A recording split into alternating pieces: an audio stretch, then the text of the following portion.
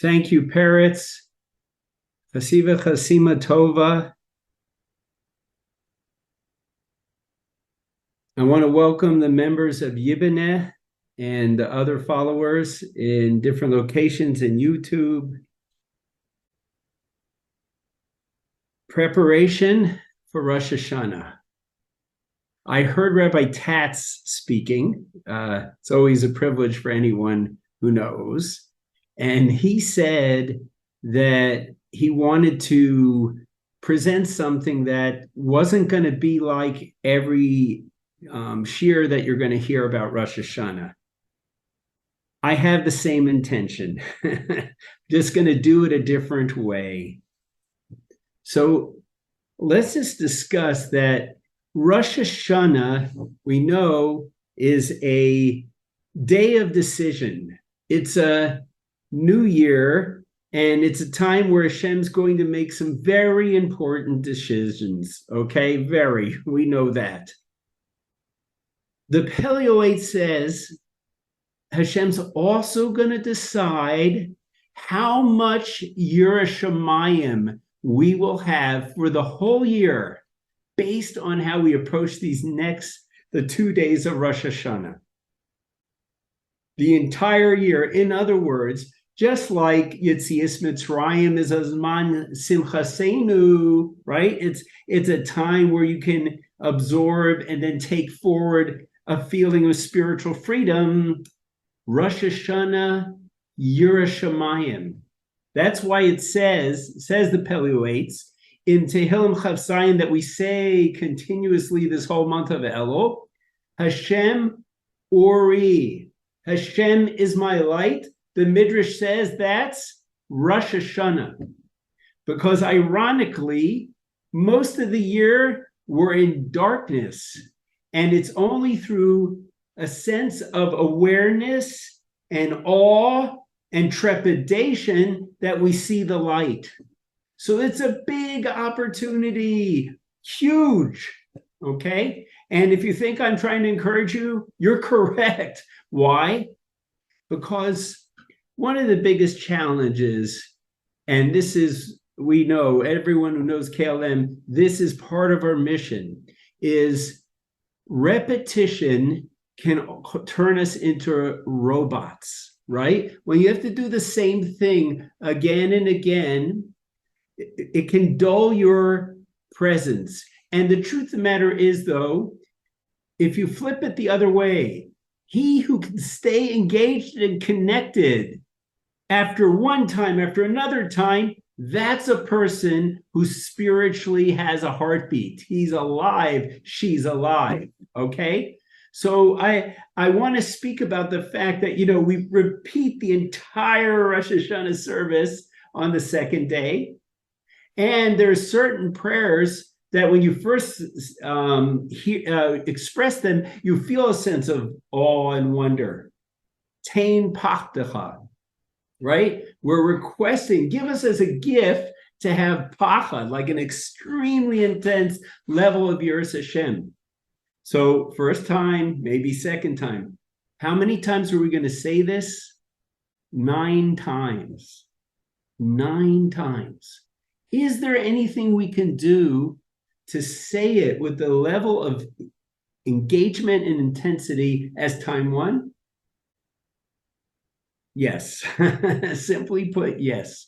And this is what going to be part of our whole approach here, is you have to realize what you are doing on Rosh Hashanah, what you are affecting, etc. So let me first just open with the Ramchal.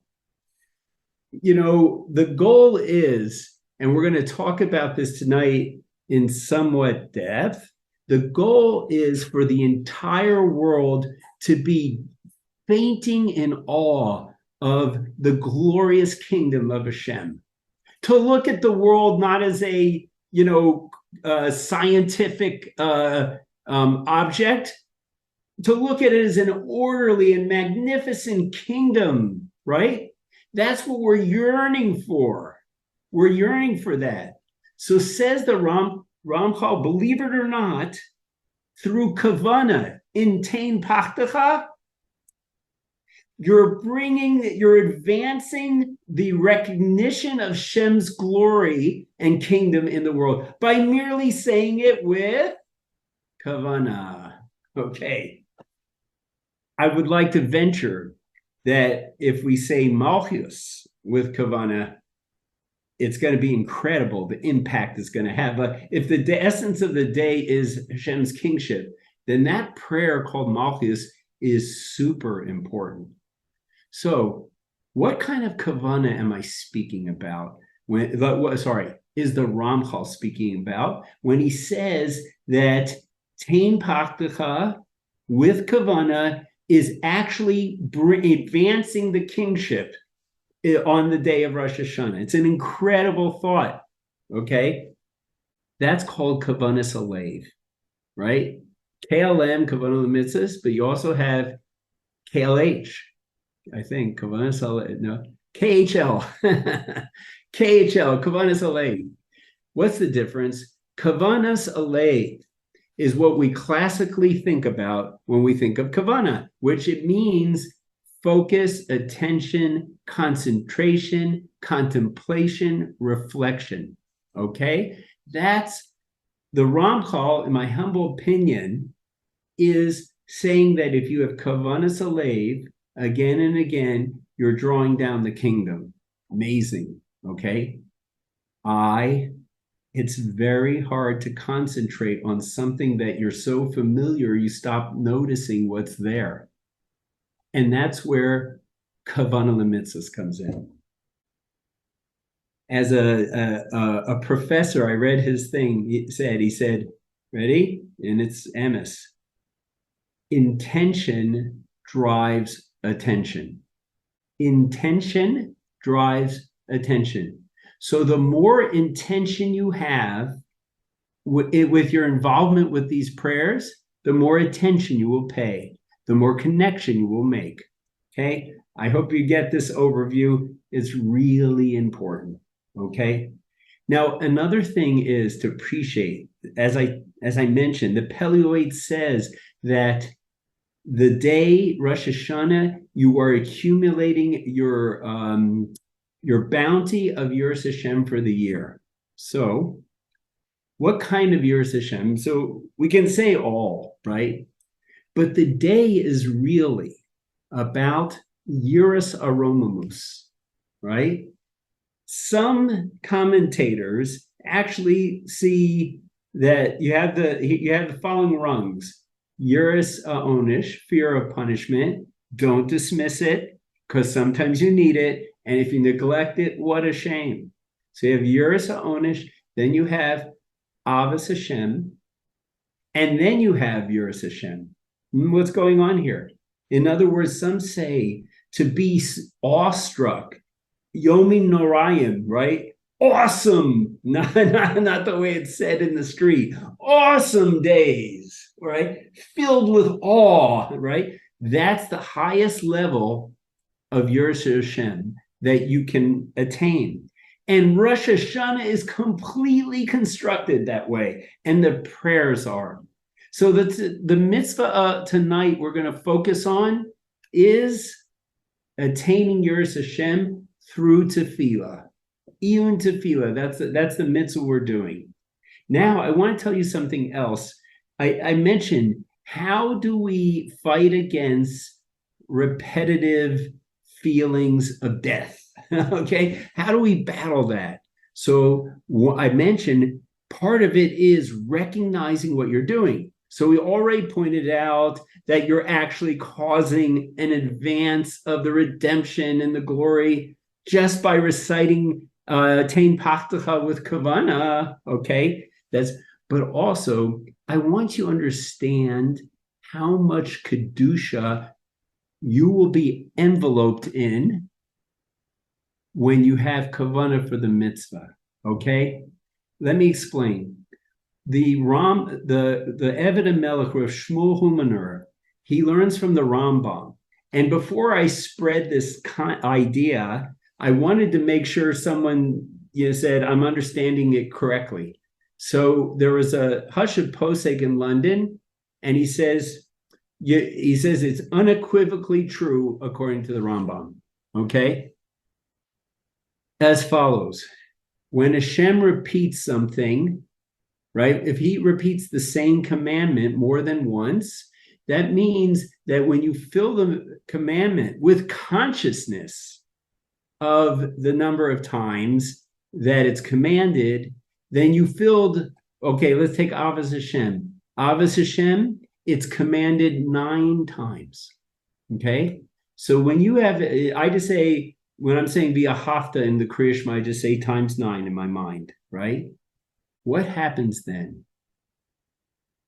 I wish I could tell you, but I saw this Mashgiach, a sefer I was reading. He said like this. He says, do you know why we don't have a sense of the Kedusha, the holiness that is, we're becoming ensconced in? Do you know why we don't have a sense of it? Why we don't have a sense of the impact of our mitzvahs? He says it's very simple. You would lose free will. You would be a mitzvah machine. That's what would happen. So ready for this?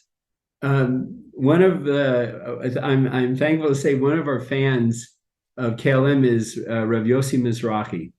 And I was sending him some KLM materials, and I showed him, we had a tree. We had the tree of Avos Hashem and the tree of Yiras Hashem.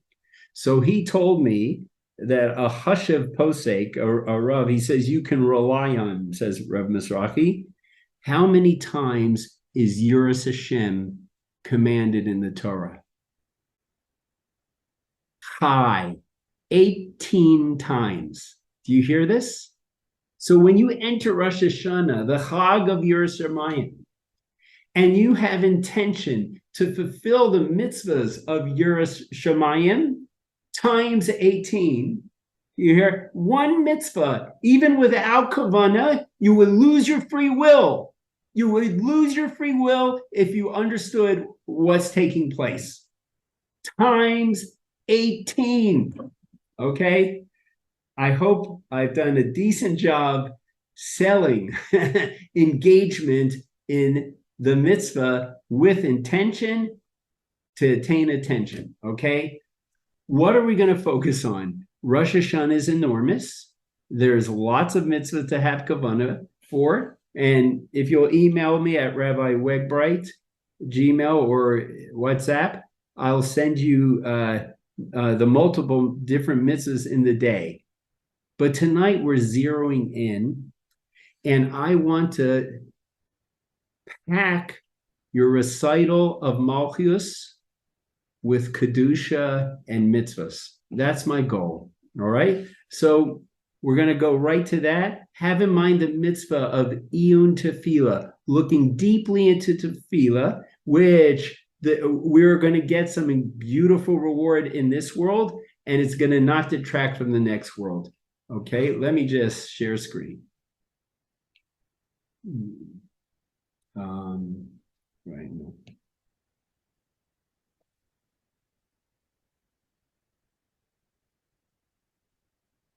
I'm about to share the prayer of Malchus in the Musaf of Rosh Hashanah.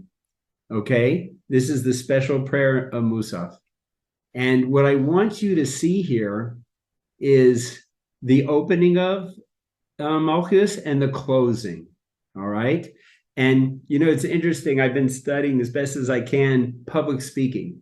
And everyone says the opening is key and the closing is key. Now, this Anshe Knesset Gedolah who formulated this, right? They knew how to open and they knew how to close. So let's take a look. How does Malchus, the coronation prayer, how does it open? We good, parrots?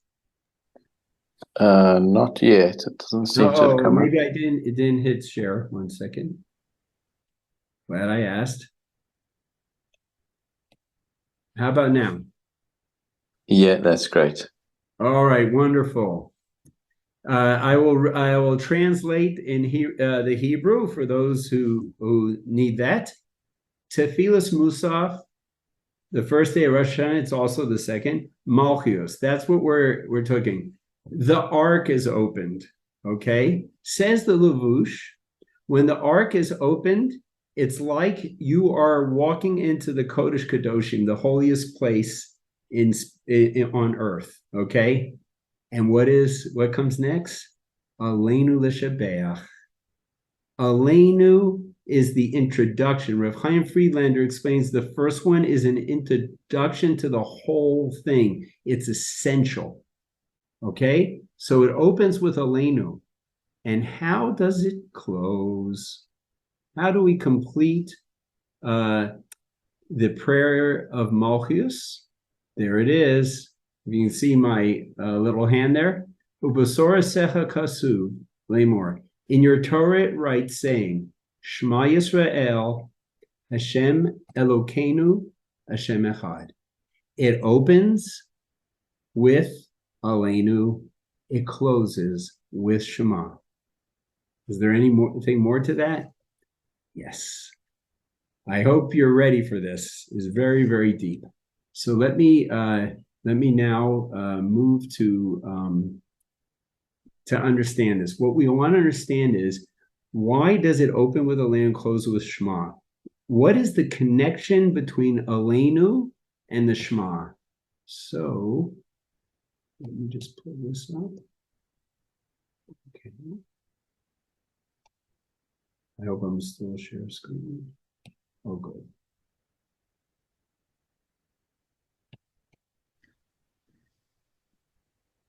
Okay, parrots, how are we doing? Yeah, it's good. Okay, you can see the whole thing, yeah? All right. Notice that every letter here is in white, except there's for a few in the royal color of orange. Okay, let's look. I reversed the order for a reason. Okay, let's look at Shema. The first, this insight comes from the Seder Olam. Okay, the Shema has an ayin and echad, right? So the sofei tevos, right? The last letters of the first word and the last word spell aid. And aid is a witness, is someone who testifies.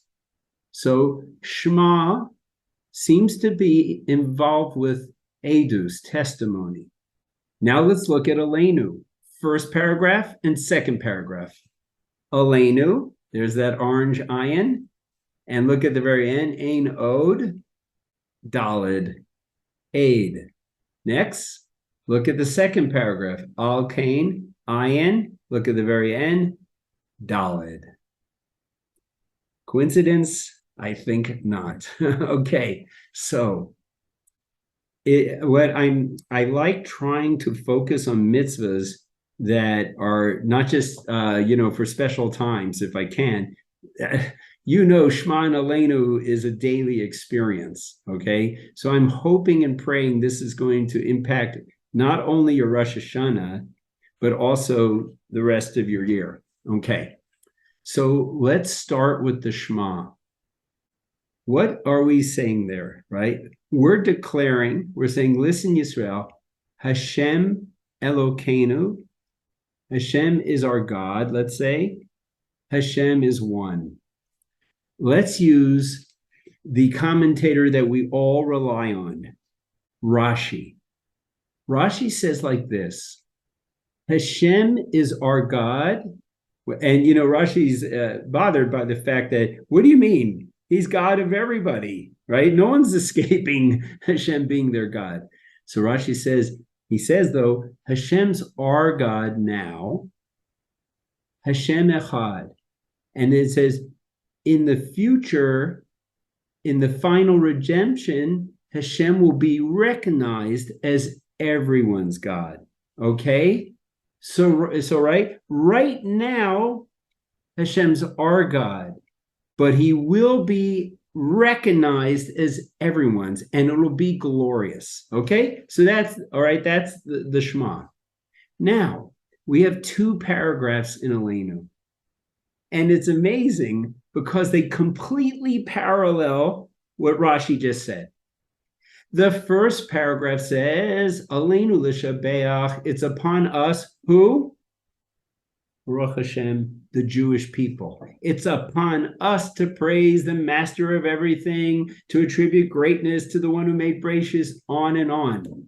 The whole paragraph is about our testimony to the existence of God. When do you need a witness? When are witnesses called upon? When something really important occurred and others weren't there to witness it, right? So the witnesses report out to those who weren't there. We were taken out of Egypt. We were given the Torah at Har Sinai, right? Because of that, we have a perception of Hashem being God that no one else has. We are testifying to Hashem's existence and management and kingship. You hear that? That's what the first paragraph is. If you will, you have the Shema, and we know this. It says in Midrash Tanhuma, the Torah is so divinely concise. It says things of endless depth in a few words. Hashem Elokeinu, there's a whole paragraph of depth unfolding what it means that he's our God. What do we see that the world doesn't see yet? Okay, so that's what that's the first paragraph. Okay, now let's go to the second paragraph. What did Rashi say? Hashem Echad. The whole world will reach a point where they'll see the glory of Hashem. They'll see it'll be their God too. So look at this.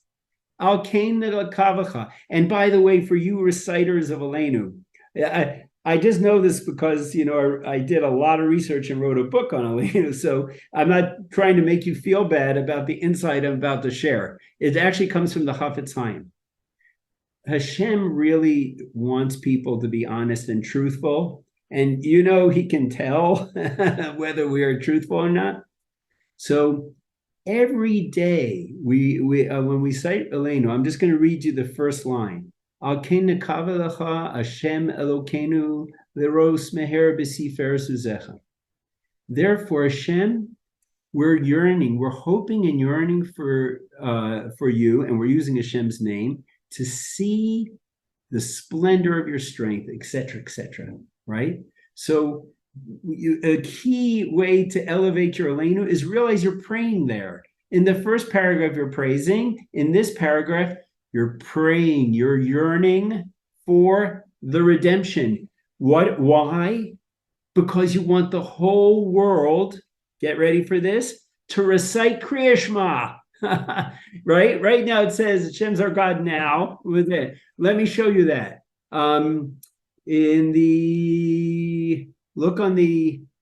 Give me a second, third line. A third line at the end where my cursor is. V'yakabu chulam es ol malchusecha. Everyone will accept the yoke of heaven. That's what we're doing right now. You hear this? We are praying that we become duplicated, right? But because the thing is this, is it all about us? No, it's about Hashem. Isn't it sad? Isn't it sad to us that the glorious giver who's made such an incredible world, people are totally in the dark, physically, spiritually, totally in the dark, okay? So anyhow, that's the second paragraph, and that's aid. So we are in the first paragraph. This is an overview. I'm just giving you certain understandings and structures. So when you recite Alenu, especially on Rosh Hashanah, you'll be able to do it with Kavanas Alev. Because once you understand the structure, you can go deep in the details and it'll be delightful, okay? So again, the first paragraph of Alenu is expanding out the words Hashem Elokeinu, and it's talking about what we see, what we've witnessed that the rest of the world hasn't. We're testifying to all those incredible ideas about Hashem. The second paragraph, aid, we're testifying, based on our belief and emunah, we're testifying that the whole world will eventually get there. And I'll just tell you, we're going to finish this segment and have just one more segment to go. Let me give you a little amazing little insight in the second paragraph, okay? I want to draw your attention to the second line in the second paragraph. It says like this, V'chol b'nei basar yakru bishmacha. All people of flesh will call out your name, okay? Now, by the way, this is based on the Abu Dram and the Mefarshei Tanakh, okay? What does that mean? Okay, what name are we talking about? We're talking about the name Yud Kei Vav Kei, which we now can only say Adonai, right? Which means Adonakol. In other words, that we can look at it how it's written, but we cannot pronounce that. When was it possible to pronounce that name? Well, the Kohen Gadol on Yom Kippur in the Kodesh Kadoshim, he pronounced the name, right? That's why we bow down in the Yom Kippur service, because we're remembering this incredible time where he actually expressed the name. And we all know, I mean, a quick story. King David, Goliath's brother wanted to kill King David. This is the Gemara Sanhedrin. So he was huge and strong like his brother. So he takes a sword and he sticks it in the ground and he throws King David up into the ground. And King David should have been, by the laws of gravity, impaled on that sword. But his general was aware of this and he used a Shema Hashem. He used one of Hashem's names and he stopped him in midair, and then he went and killed Goliath's brother. Okay? That's like, when we say, we're not just talking about pronunciation here, right? It's profoundly, how do I put it? It's something powerful happens when you express Hashem's names. Okay, are you ready for this? Write that name. In the Alenu, what it's saying is like this. In the future, when Shem will be one, even every non-Jew that merits to be alive, and of course the Jews that merit to be alive, will be saying the Yud Kei Vav Kei out loud with all its glory and power, something that only the Kohen Gadol on Yom Kippur could do. Every single person in the redemption will be expressing that name. Okay, so I just want to give you a little feel of that. All right.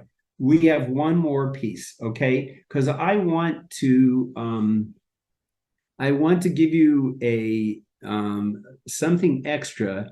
As we said, intention affects attention. So what I want to do with you now is give you a strategy to recite Alenu on Rosh Hashanah in a way that, as we said, intention drives attention.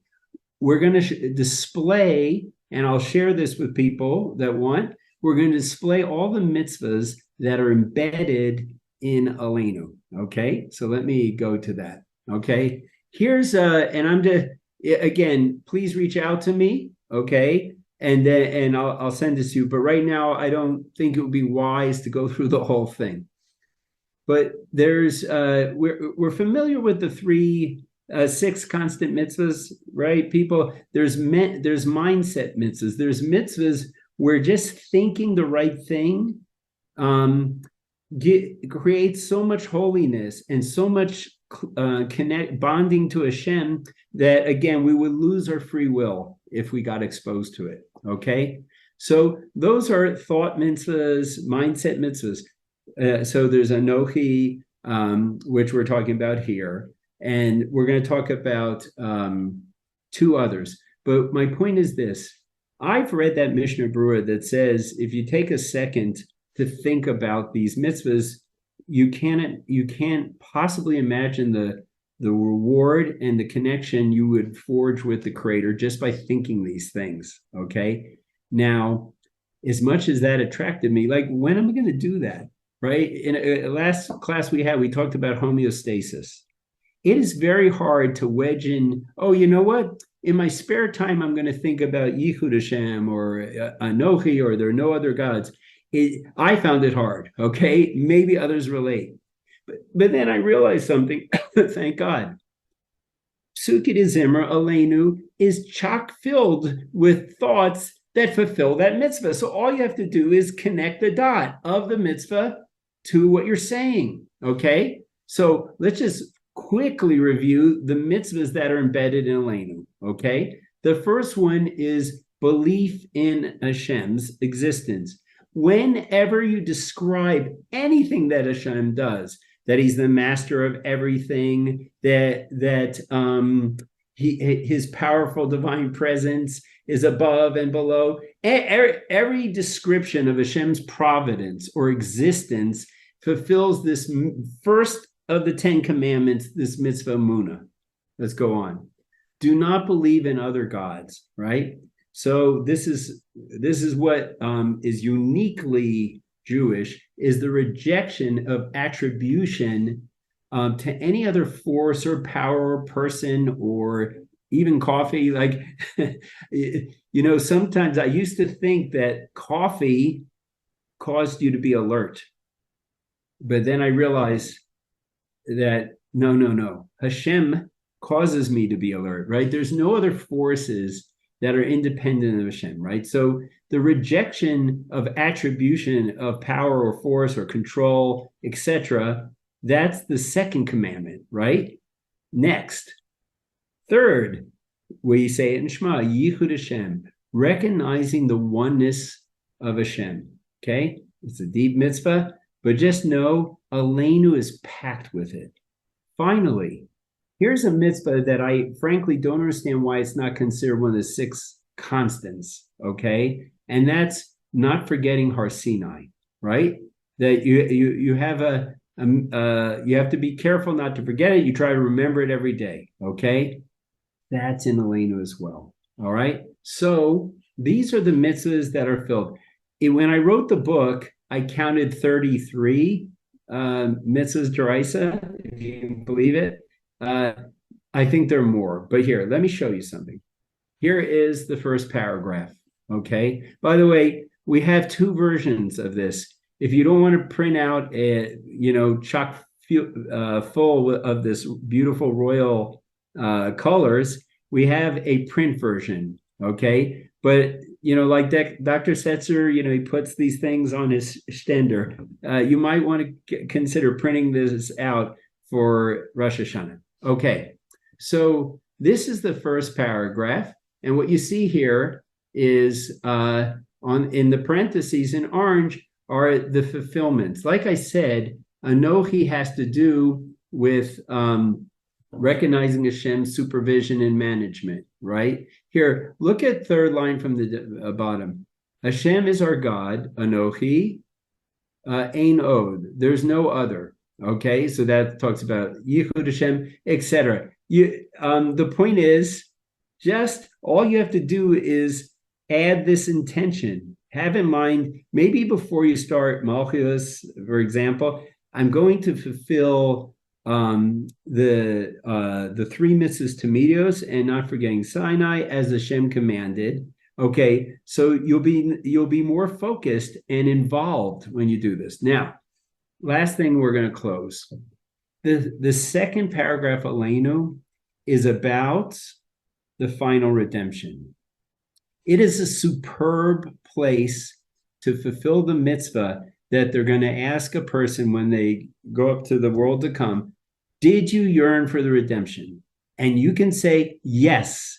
Every time I recited Alenu, there's other places. Every time I said, Alenu Kavana, I'm yearning. I'm hoping so much to see quickly the splendor of your power, etc., etc., etc. Every phrase in the second paragraph, now, I got this confirmed from Rabbi Berkowitz, is I counted 13 different insights into the final redemption in that second paragraph. So I said to Rabbi Berkowitz, the Smock says, he's a Bali Tosfos, he says that you fulfill the mitzvah of Anochi by yearning for the redemption. So I said to Rabbi, I asked Rabbi Berkowitz, is it all just like one big Anochi, or is it 13? He didn't flinch. He says it's 13 mitzvahs. That's how we get to the 35. You see this? Anochi, Anochi, Anochi, Anochi, Anochi. And then at the very end, we have no other gods and Hashem being Echad. That's unity of Hashem. Okay. I have one more thing to explain, and then we'll just summarize. Why is the commandment Anochi, which in English, I am the Lord your God who took you out of Egypt and the house of bondage? Why is that connected to yearning for the redemption, right? Hotzi, right? I took you out of Egypt, okay? So the Smach explains this, and it's really beautiful, okay? Hashem himself entered Mitzrayim, and in his glory, he took us out. So it wasn't just getting out. It was that the King of Kings, Kadosh Baruch himself, took us out beyond belief. The Egyptians, one opinion says the Egyptians died because they couldn't handle the intensity of the spirituality, and Hashem made a miracle that we could handle that. So Hashem came in and took us out. Then it says in the Musaf, we say, Barachamav, that Hashem will come back a second time. Okay? Now, have we been redeemed before? Yes. By Hashem himself? No. In Hanukkah and Purim, for example, in Bavel, Hashem didn't come in and take us out. He orchestrated it. He's completely involved. Nobody was working independently. But guess what? It says in Parshas Nesavim, Moshe says, you're going to be in Gullus and you're going to be knocked out and you'll experience all the blessings and the curses. And then you're going to do tshuva with all your heart and all your soul. And Hashem's going to take you out from there. It's the same language, Hotzi. Hashem himself is going to come back and take us out. So it's like a gezerah shava. In other words, it says it in the first commandment, Hashem was hotzi us himself. And now it says in the future, Hashem's going to hotzi us again. So your belief and your yearning for the final redemption is also an affirmation and fulfillment of the commandment to believe Hashem is God who took us out of Egypt, and he's going to return, please God, soon. Please God, as a result of our Rosh Hashanah, he's going to come back and take us again. And I want to finish with something very exciting. At least two people over the past few years of KLM have come up to me and said something that, they said that this feels like the Torah of the Mashiach, that Kavana mitzvahs and being connected and experience Dveikus through your recognition and consciousness and intention and engagement. They said, it just seems like the redemption, like Torah's Mashiach. Okay, I don't know enough Kabbalah, and I don't think that's what they meant. Guess what? Hazdei Hashem Yisporach Shemo.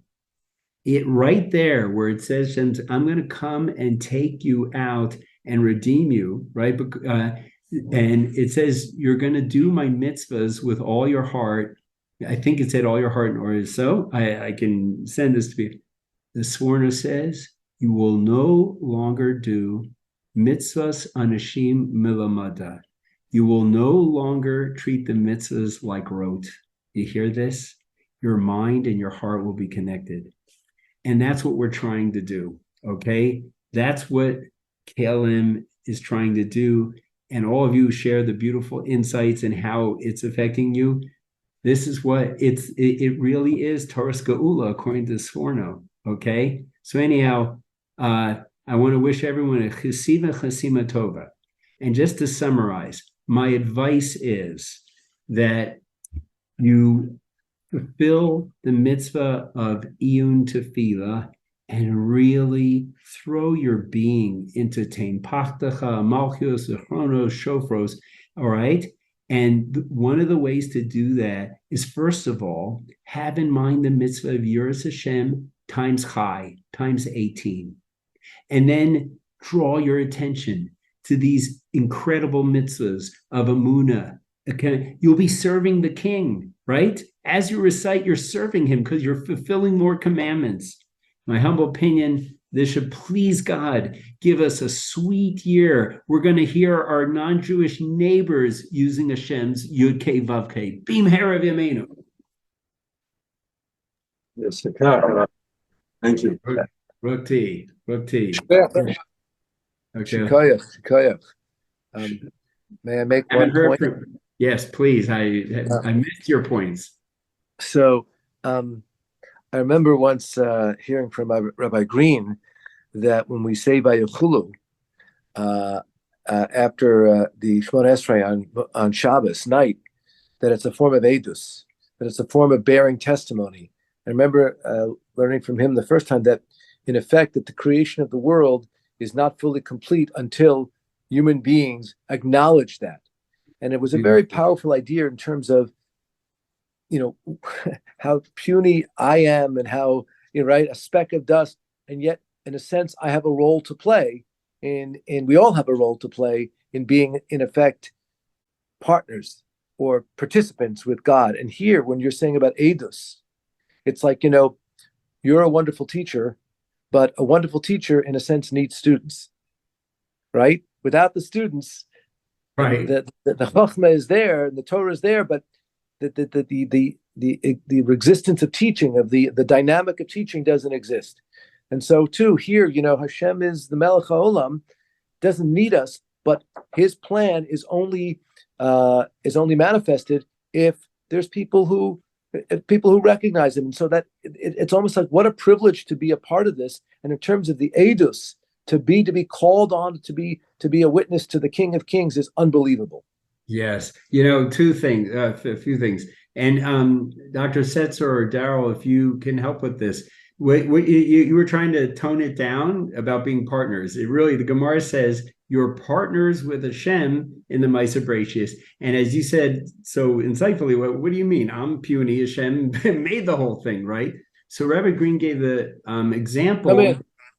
Rabbi Green gave the sample of partners where they're not equal, but the second partner is absolutely necessary. He has a minor role, but it without him, it doesn't work, even though he's not the main one. Does anyone remember how Rabbi Green explained that?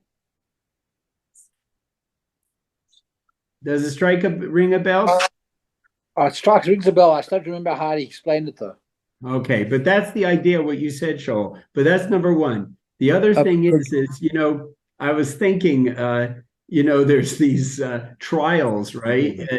There's these trials where it's all on, all around on television, all these things. I won't go into which trials or something like this.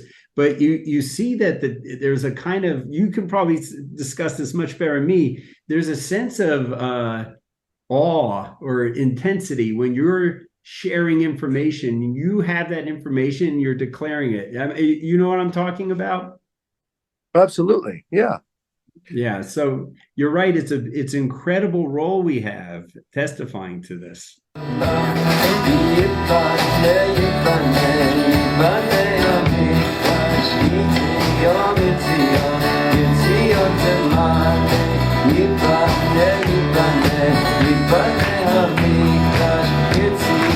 It's